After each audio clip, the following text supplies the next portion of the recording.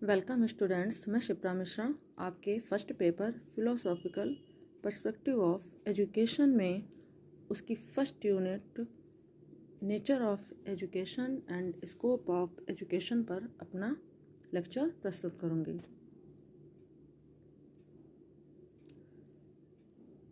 जैसा कि आपको पहले भी मैंने जो फर्स्ट बनाया था वीडियो, उसमें आपको शिक्षा की परिभाषा और थोड़ा बहुत नेचर ऑफ एजुकेशन के बारे में समझाया था। आज हम नेचर ऑफ एजुकेशन को डिटेल में डिस्कस करेंगे। शिक्षा की प्रकृति। शिक्षा एक जीवन पर्यंत चलने वाली प्रक्रिया है। Education is a life long continuous process. इससे क्या पता चलता है कि हम विद्यालय में या जन्म से लेके मरण तक जो कुछ भी सीखते हैं, अपने आसपास के वातावरण से, जीव जंतुओं से कुछ अनुभव ग्रहण करते हैं, वह सब कुछ शिक्षा है। यानी बालक एक नवजात शिशु के रूप में जन्म लेता है और जब तक मृत्यु को नहीं प्राप्त होता कुछ न कुछ सीखता रहता है। तो जीवन के इन अनुभवों को सीखना ही शिक्षा है। इसीलिए ये कहा जा सकता है कि जीवन ही शिक्षा है और शिक्षा ही जीवन है। Second point, education is a social process. यानी शिक्षा एक सामाजिक प्रक्रिया है। समाज के बिना तो वैसे भी कोई भी प्रक्रिया संचालित नहीं हो सकती। हम समाज में रहते हैं और जिस समाज में रहते हैं उसी समाज के आसपास के वातावरण के साथ हमारा एक हमेशा कोऑर्डिनेशन होता है, और जो शिक्षा हम उस समय अपने वातावरण से सीखते हैं वो सब कुछ हमारे समाज के द्वारा या समाज के ऊपर निर्भर करता है। तो समाज का जो अस्तित्व है वो शिक्षा के अस्तित्व पर ही निर्भर करता है, क्योंकि मनुष्य एक सामाजिक प्राणी है और वह समाज का एक अंग भी है। अतः शिक्षा का कार्य क्या है कि वो उसका व्यक्तिगत विकास ही नहीं बल्कि उसका सामाजिक विकास भी करे। नेक्स्ट है, education is a bipolar process.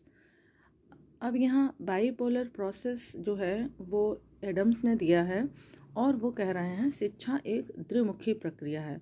यानी इसके एक पोल पे टू पोल हैं, एक पोल पे स्टूडेंट है और एक पोल पे टीचर है। तो जो टीचर है उसका व्यक्तित्व है, उसका सीधा प्रभाव उसके स्टूडेंट्स पर है। यानी कि एक के व्यवहार का दूसरे के व्यवहार में परिवर्तन, जिसमें एडम्स का अपना एक स्टेटमेंट है कि वो कहते हैं शिक्षा एक द्विमुखी प्रक्रिया है जिसमें एक व्यक्तित्व अपने प्रभाव और ज्ञान के विभिन्न अंगों द्वारा दूसरे व्यक्तित्व के व्यवहार में परिवर्तन करता है। तो इसमें दो बातें हो गई, एक तो शिक्षक के व्यक्तित्व का बालक के व्यक्तित्व पर प्रत्यक्ष प्रभाव और दूसरा ज्ञान के विभिन्न रूपों का प्रयोग। नेक्स्ट है, education is a tripolar process. यानी शिक्षा एक त्रिमुखी प्रक्रिया है। ये कॉन्सेप्ट आपका डीबी महोदय ने दिया और वो कहते हैं कि ट्राइपोलर में एक तरफ शिक्षक है, दूसरा बालक है और तीसरा पोल क्या है, उसका करिकुलम।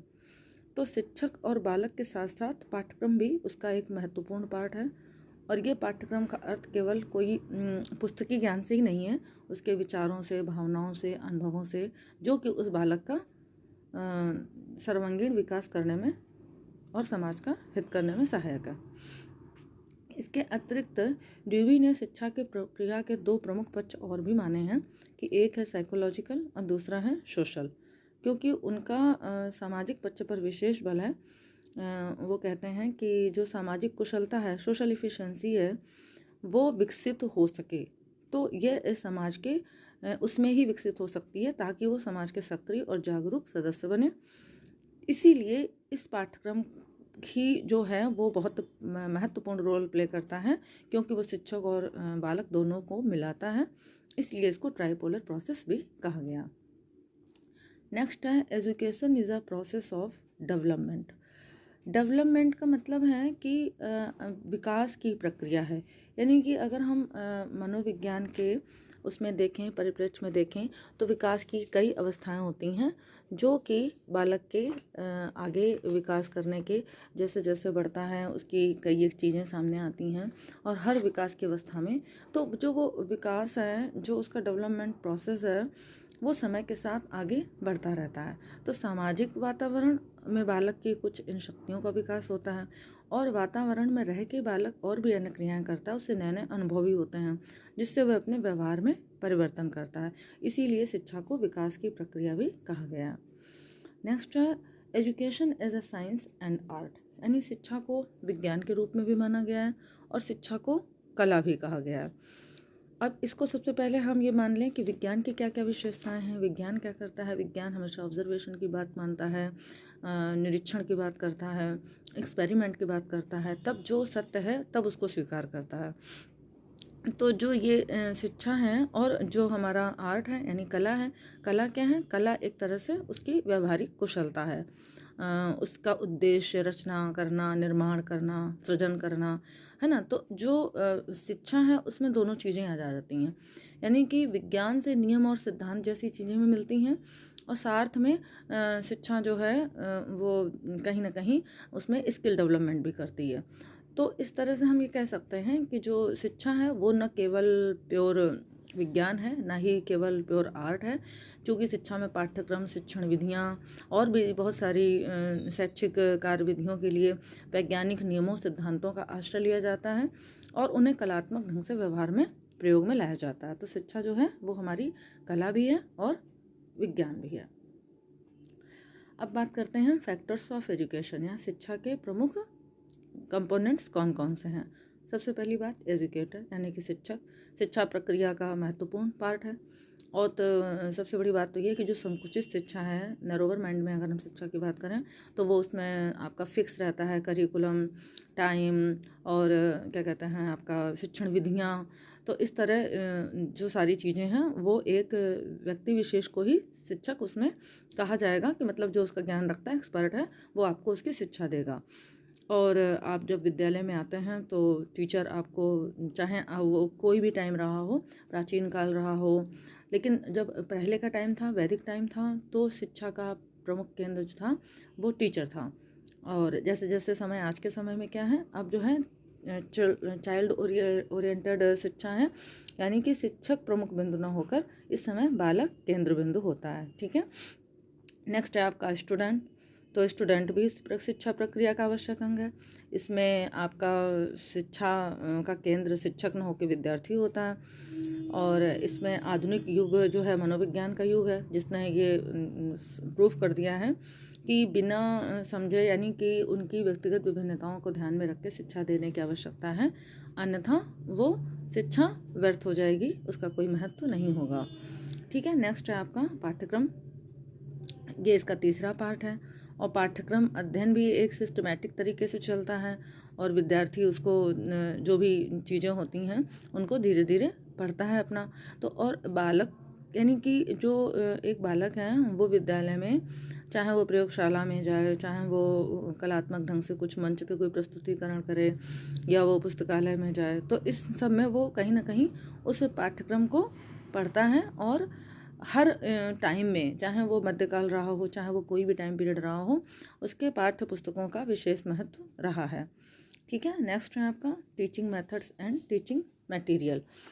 अब आपका किस विधि से शिक्षक ज्ञान दे रहा है, वो कौन सी विधियाँ यूज़ कर रहा है, वो लेक्चर मेथड दे रहा है, डिमॉन्स्ट्रेशन मेथड यूज़ कर रहा है कि वो डिमॉन्स्ट्रेशन कम लेक्चर मेथड दे रहा है।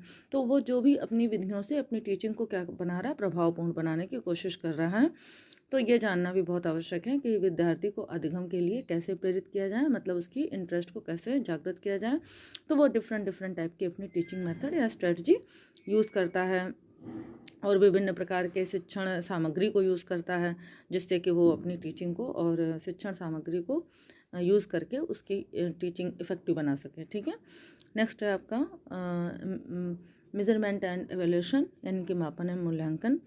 मापन मूल्यांकन में हम क्या करते हैं कि मूल्यांकन की प्रक्रिया द्वारा शिक्षण को हम एक निश्चित उद्देश्य की तरफ बढ़ाते हैं और इसके द्वारा हमें उन उद्देश्यों को प्राप्ति कहाँ तक हुई, हमने जो भी बच्चों को अधिगम या उनको पाठ पढ़ाया या हमने उनको जो भी चीज़ें सिखाई हैं, तो हमें उनके व्यक्तित्व का मापन करना है कि उनके व्यवहार में क्या परिवर्तन आया, उनकी रुचि, अभिवृत्ति और उनके व्यक्ति का हम अभिवृत्तियों का मापन करते हैं, जिससे कि हम उनको व्यावसायिक निर्देशन दे सकें कि उनके लिए कौन सा पाठ्यक्रम, कौन सा आगे चल के उन्हें क्या करना है, अपनी तरक्की कैसे करनी है। तो हम उन शैक्षिक उपलब्धियों का मापन मूल्यांकन हम करते हैं। ठीक है। नेक्स्ट है आपका प्राकृतिक पर्यावरण, फिजिकल एनवायरनमेंट। अब जो भी बच्चा कहीं भी पढ़ाई करता है तो उस शिक्षा परिस्थितियों पर उसके आसपास के वातावरण का पूरा प्रभाव पड़ता है। जैसे कि मान लो आप लोग पढ़ाई कर रहे हो और अगर बीच में लाइट चली जाती है, गर्मी का टाइम है, तो आप डिस्टर्ब हो जाओगे, या एकदम से कोई शोर होने लगता है आसपास, तो आपका ध्यान डाइवर्ट होता है। तो कुल मिला के आपका जो भी वातावरण है जहाँ आप अपनी अध्ययन कर रहे हो, वहाँ का वातावरण एकदम शुद्ध होना चाहिए, कोई प्रदूषण नहीं होना चाहिए, सुंदर सुरम्य होना चाहिए, ताकि आपका पढ़ाई में मन लग सके और आप अच्छे तरह से शिक्षा प्रक्रिया को कंप्लीट कर सकें। नेक्स्ट है आपका सोशल एनवायरनमेंट, सामाजिक पर्यावरण। अब बालक अपने समाज में ही सब चीज़ों से इंटरेक्ट होता है, उनकी आकांक्षाओं और मूल्यों और आदर्शों को कहीं ना कहीं अपनाता है। तो हमारे आसपास का जो भी वातावरण है, सामाजिक वातावरण है, वो भी बहुत सुंदर होना चाहिए, सहानुभूतिपूर्ण होना चाहिए, सहयोगपूर्ण होना चाहिए, ताकि बच्चे का सर्वांगीण विकास हो सके। नेक्स्ट है आपका शिक्षा के आधार, बेसिस ऑफ एजुकेशन। इसमें आपके मुख्य 4 हैं आधार, जिसमें से philosophical basis, psychological basis, scientific basis और सोशोलॉजिकल बेसिस। अब हम एक एक करके इनकी बात करते हैं। सबसे पहली बात है शिक्षा का दार्शनिक आधार, यानी फिलोसॉफिकल बेसिस ऑफ एजुकेशन। इसमें हम क्या बात करते हैं कि दर्शन हमेशा से शिक्षा का एक प्रमुख फंडा रहा है, बेस रहा है, क्योंकि दर्शन के द्वारा ही हमें शिक्षा के उद्देश्य हैं, पाठ्यक्रम हैं और विद्यालय अनुशासन है, ये सब एक निश्चित रूप उनको मिलता है। जैसे कि कुछ लोगों ने, मतलब कुछ शिक्षाविदों ने अपनी स्टेटमेंट्स दिए हैं। जैसे जेंटाइल का एक है कि दर्शन की सहायता के बिना शिक्षा की प्रक्रिया सही मार्ग पर नहीं बढ़ सकती, क्योंकि दर्शन हमको कहीं ना कहीं उद्देश्य और पाठ्यक्रम जैसे चीज़ों के निर्धारण में सहायता करता है। इसी तरह से नेक्स्ट पॉइंट है आपका शिक्षा का मनोवैज्ञानिक आधार। तो मनोवैज्ञानिक आधार से सीधा अर्थ है कि हम शिक्षा देते समय इस बात पर बहुत ध्यान देते हैं कि हम बच्चों को उनकी व्यक्तिगत विभिन्नताओं को ध्यान में रखते हुए शिक्षा दें। और जैसे कि एक ड्रेवर ने स्टेटमेंट दिया है कि मनोविज्ञान एक महत्वपूर्ण तथ्य है, हम शिक्षा की समस्याओं को बिना मनोविज्ञान की सहायता से नहीं सुलझा सकते। इसका अर्थ है, मान लो कोई बच्चा पढ़ने में वीक है, समझ नहीं रहा है, या बहुत अच्छे नंबर नहीं ला रहे हैं, आ रहे हैं उसके, तो हम क्या करेंगे, हम कहीं ना कहीं उस बच्चे की साइकोलॉजी को समझने की कोशिश करेंगे और उसके अनुसार उसको टीचिंग देने की कोशिश करेंगे। ठीक है। नेक्स्ट है आपका शिक्षा का वैज्ञानिक आधार। वैज्ञानिक आधार की अगर हम बात करें तो इसमें हमेशा, चूँकि विज्ञान में हमेशा अन्वेषण किया जाता है सत्य का, और जो कुछ वास्तविक है, जो कुछ अनुभवों से प्राप्त होके एकदम सटीक है, तो वही शिक्षा दी जाए। यानी वर्तमान युग में जाने कितनी विधियों को खोजा जा रहा है जिससे शिक्षण पद्धति को बहुत आकर्षक और रुचिकर बनाया जाए। और जैसे कि आजकल का ही टाइम है, तो कितने सारे स्कूल कॉलेज बंद होने की वजह से हम विज्ञान की सहायता से ही सब दृश्य श्रव्य सामग्री, ऑडियो विजुअल, वीडियो, ऑडियो, इनके द्वारा कहीं ना कहीं हम चीज़ों को इजी बनाने की कोशिश कर रहे हैं और शिक्षार्थी जो है अपने उन चीज़ों को समझ रहे हैं। तो जो ये मतलब उनके अंदर कहीं ना कहीं वैज्ञानिक अभिवृत्ति उत्पन्न करता है। ठीक है। नेक्स्ट है आपका शिक्षा का सामाजिक आधार, सोशोलॉजिकल बेसिस। सोशोलॉजिकल बेसिस की बात करें तो डीवी ने हमेशा एक बात कही है कि सामाजिक कुशलता, सोशल इफिशिएंसी, यानी कि सामाजिक कुशलता का अर्थ है कि बच्चे में उन सभी स्किल्स का डेवलपमेंट हो। यानी शिक्षा ऐसी हो जो उसको समाज के लिए भी हितकारी हो। मतलब ऐसा ना हो कि हम केवल मनोवैज्ञानिक आधार पर बच्चे की रुचियों पर, क्षमताओं पर ही ध्यान देते रहें और उसकी समाज में क्या आवश्यकता है इससे हमारा ध्यान हट जाए। क्योंकि सामाजिक आधार इसी बात पर बल देता है कि उन्हें कैसे कर्मठ और कैसे चरित्रवान और कैसे सामाजिक गुणों को विकसित किया जाए। नेक्स्ट है सोर्स ऑफ एजुकेशन, शिक्षा के स्रोत। इसमें आपका फैमिली, स्कूल, सोसाइटी, स्टेट, ये सब पॉइंट्स आते हैं। जैसे कि आप जानते हो कि सबसे पहला शिक्षा का केंद्र जो है वो आपकी फैमिली होती है, आपकी माँ होती हैं, जो उन्हें आपको सबसे सही शिक्षा देती हैं। फिर आप विद्यालय की तरफ आते हो तो वो दूसरा स्रोत होता है, जहाँ पे आपकी अपनी आवश्यकताओं के अनुसार आपको कहीं ना कहीं सारी शिक्षा प्राप्त होती है। फिर समाज जो है वो तीसरा स्रोत है, जो बालक अपने आसपास के वातावरण से चीज़ों को सीखता है और उसका सीधा प्रभाव उसके ऊपर पड़ता है। और जो स्टेट है वो भी आपका एक फोर्थ स्रोत है, जो किसी न किसी रूप से आपको प्रभावित करता है, और राज्य ही जो है औपचारिक और अनौपचारिक और निरौपचारिक शिक्षा की व्यवस्था करता है। नेक्स्ट है आपका स्कोप ऑफ एजुकेशन। इसमें आपके बहुत सारे क्षेत्र हैं, क्योंकि शिक्षा का संबंध जीवन से होता है। तो जीवन में जितनी भी हम क्रियाएं करते हैं, जो भी समस्याएं आती हैं और जो भी प्रॉब्लम्स का हम सॉल्यूशन निकालते हैं, तो वो हमें कहीं ना कहीं सब शिक्षा के इसी से मिल जाती हैं। तो इसमें सबसे पहला पॉइंट है शिक्षा दर्शन। तो शिक्षा दर्शन के अंतर्गत हम ये मान के चलते हैं कि इसमें समस्त क्रियाएं और समस्याएं और विधियों का दार्शनिक दृष्टि से विचार करते हैं, और जो शैक्षिक समाजशास्त्र एजुकेशनल सोशोलॉजी है, उसमें हमारा मनुष्य का और समाज के साथ में क्या संबंध है, क्या कोऑर्डिनेट कर रहा है, समाज में कैसे चीज़ों को सीख रहा है और कैसे समाज और शिक्षा एक दूसरे को प्रभावित कर रहे हैं। तो ये एक तरह से समाजशास्त्रीय आधार उसको प्रदान करता है। फिर नेक्स्ट है आपका एजुकेशनल साइकोलॉजी, मनोविज्ञान। आज की शिक्षा आपको पता ही है बाल केंद्रित है। तो बालक की प्रकृति, उसकी बुद्धि, योग्यता, उसका इंटरेस्ट, उसका इमेजिनेशन, इन सब बातों को ध्यान में रख के शिक्षा देने की कोशिश की जाती है। नेक्स्ट है एजुकेशनल हिस्ट्री, शिक्षा का इतिहास।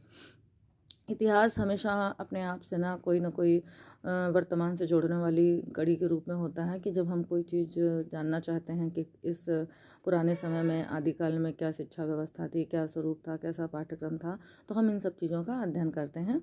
और अतीत में जो शिक्षा की समस्याएं आई, उनका समाधान कैसे हुआ, ये सब हमें शिक्षा के इतिहास द्वारा ही मिलता है। नेक्स्ट है आपका शैक्षिक समस्याएं, सोशोलॉजिकल प्रॉब्लम्स। इसमें हम अध्ययन करते हैं कि समाज में जैसे मान लो मनुष्य रह रहा है, तो उसको जो भी समाज के साथ में चुनौतियां आ रही हैं और कोई समस्या आ रही है, वो अनुशासनहीनता की समस्या, बेरोजगारी की समस्या, तो हम इन सब बातों पर इसमें गौर करते हैं और उन समस्याओं को सुलझाने को और उनका विश्लेषण करके समाधान खोजते हैं। नेक्स्ट है आपका शैक्षिक प्रशासन, सोशो एजुकेशनल एडमिनिस्ट्रेशन। एडमिनिस्ट्रेशन में क्या है, जैसे मान लो एक विद्यालय है, तो वो जब चलाया जाता है तो वहाँ पे सारी चीज़ें हम देखते हैं, समय सारणी, पाठ्यक्रम संबंधी क्रियाएं, प्रधानाचार्य का क्या है और क्या वेतन है, उन कैसे नियुक्तियाँ करनी हैं। तो ये सारी चीज़ों को हम, उनके पारस्परिक संबंधों को हम देखते हैं, ताकि हम बच्चे को आगे चल करके उसकी मूल्यांकन व्यवस्था भी कर सकें और उसको कहीं ना कहीं निर्देश भी कर सकें कि उसकी आगे चल के शिक्षा का स्तर कैसे अच्छा बनाया जा सकता है। फिर है आपका next art and teaching of art and technology of teaching, शिक्षण कला एवं तकनीकी। तो इसमें भी हम बहुत सारी विधियाँ यूज़ करते हैं जिससे कि विषय वस्तु को बहुत इंटरेस्टिंग बनाया जा सके, और भिन्न भिन्न प्रविधियों का उपयोग करते हैं। तो इन विधियों प्रविधियों के से हम शिक्षण को, कला को बहुत इफ़ेक्टिव बनाने की कोशिश करते हैं। नेक्स्ट है कंपैरेटिव स्टडी, तुलनात्मक शिक्षा। इसमें क्या होता है कि हर देश की अपनी शिक्षा व्यवस्था है, और हम विभिन्न देशों की शिक्षा व्यवस्था की अगर कहीं ना कहीं कोई ना कोई तुलना करते हैं, कंपेयर करते हैं, तो हम उन व्यवस्थाओं का अध्ययन करते हैं और उनके कमी और उनके गुण, क्या मेरिट डिमेरिट्स हैं, उनका हम मूल्यांकन करते हैं, जिससे कि शिक्षा व्यवस्था और अच्छी करी जा सके। ठीक है। लास्ट है आपका अध्ययन के विशिष्ट क्षेत्र, स्पेसिफिक एरिया ऑफ स्टडी। इसमें क्या होता है कि शिक्षा के जितने भी क्षेत्र हैं उसके अलावा भी, जैसे कि रिसर्च है, एक्शन रिसर्च है, निर्देशन है ना, बाल विकास और मनोविज्ञान है, तो हम उन चीज़ों का कहीं ना कहीं अध्ययन कर रहे होते हैं। ठीक है। नेक्स्ट अब हम फॉर्म्स ऑफ एजुकेशन की बात करते हैं, direct education and indirect. Direct education वो होती है जो हम स्कूली एजुकेशन ले रहे हैं, जिसमें आप हमारे सामने बैठे हैं और हम आपको जो भी चीज़ें हैं आपकी, हम उनको तुरंत सॉल्व कर रहे हैं, आप प्रत्यक्ष संपर्क में हैं हमारे, और उसके व्यक्तित्व से प्रभावित होता है और बालक कुछ ना कुछ सीखता है। इनडायरेक्ट में क्या है कि उन उद्देश्यों को लेकर नहीं दी जाती है, बल्कि मतलब इसमें पर्टिकुलर आप अप्रत्यक्ष रहते हैं और कहीं ना कहीं उन समाज और अन्य व्यक्तियों, मतलब कोई ज्ञान की चर्चा नहीं होती, कोई विचार नहीं व्यक्त करते हैं, लेकिन आप परोक्ष रूप से, अप्रत्यक्ष रूप से शिक्षा ग्रहण करते हैं।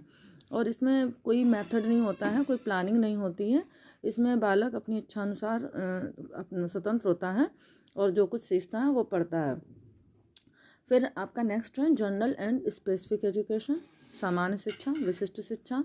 सामान्य शिक्षा जैसे कि लिबरल एजुकेशन है, तो उसमें क्या है कि जो कुछ भी हम व्यवसाय या उद्योग के लिए हर जीवन के हर क्षेत्र में विषय में हम सामान्य सी जानकारी देते हैं।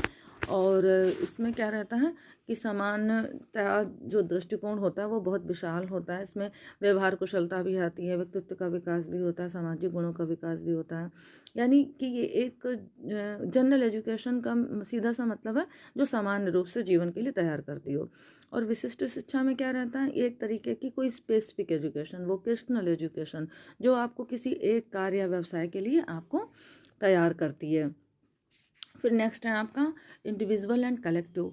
तो इंडिविजुअल जैसा कि नाम से ही पता चल रहा है कि इसमें एक शिक्षक केवल एक बालक को पढ़ाएगा और उसकी केवल योग्यता, उसकी क्षमता, उसके पूरा ध्यान रखा जाएगा।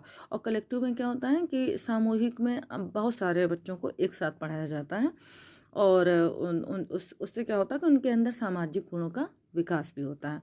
फिर आपका लास्ट है औपचारिक तथा अनौपचारिक शिक्षा, formal education and informal education. ये बहुत इम्पॉर्टेंट पॉइंट है और ये बहुत क्वेश्चन से पूछा भी जाता है अक्सर। इसमें फॉर्मल एजुकेशन वो एजुकेशन है जिसमें आपको नियमित या नियमित या सावित्रिक शिक्षा भी कह सकते हैं, जो योजनाबद्ध है, प्लानिंग है, उसके सब फिक्स हैं, करिकुलम फिक्स है, पर्पस फिक्स है, आप अपनी पढ़ाई करके ना एक डिग्री भी हासिल करते हो। तो यानी कुल मिला के इस शिक्षा में जो आप स्कूल में आते हो, स्कूलिंग है आपकी, विद्यालय में आते हो, तो ये सब शिक्षा कैसी है आपकी, औपचारिक है। अनौपचारिक शिक्षा में क्या होता है, ये आकस्मिक शिक्षा है या अनियमित शिक्षा है, जो आप कहीं भी कुछ भी सीखते रहते हो, आस पड़ोस में, पार्क में, कहीं भी उठते बैठते कुछ भी ज्ञान प्राप्त करते रहते हो। इसके कोई उद्देश्य निश्चित नहीं होते हैं और ना ही इसका पाठ्यक्रम निश्चित होता है, ना इसकी समय सारणी निश्चित होती है। और लास्ट वन आपका नॉन फॉर्मल एजुकेशन, निरौपचारिक शिक्षा। निरौपचारिक शिक्षा ये जो औपचारिक और अनौपचारिक शिक्षा है उन दोनों का एक तरह से कोऑर्डिनेट करती हुई शिक्षा है। इसमें दोनों के गुण पाए जाते हैं, लेकिन उतना फिक्स, उतनी रिजिडिटी नहीं होती है। जैसे कि एक जे मोहंते हैं, उन्होंने एक स्टेटमेंट दिया कि निरौपचारिक शिक्षा है एक सुविधाजनक स्थान, समय और विद्यार्थियों के मानसिक स्तर और मनोवैज्ञानिक वृद्धि को ध्यान में रखकर प्रदान की जाती है। यानी कि अगर हम इसकी विशेषताएं देखें तो ये क्या होंगी कि ये शिक्षा जो है कोई भी सरकारी या गैर सरकारी संस्था इसको उपलब्ध कर सकती है और ये इसका जो उद्देश्य होता है वो ज्ञान की वृद्धि और कौशल दोनों ही होते हैं और ये स्वेच्छा के भाव से होती है। इस शिक्षा में कोई आयु बंधन नहीं होता, आप कभी भी पढ़ाई कर सकते हो, जैसे कि डिस्टेंस लर्निंग वाली एजुकेशन होती है। इस तरह से आपका ये चैप्टर अब यहीं पे कंप्लीट होता है। Okay, thank you.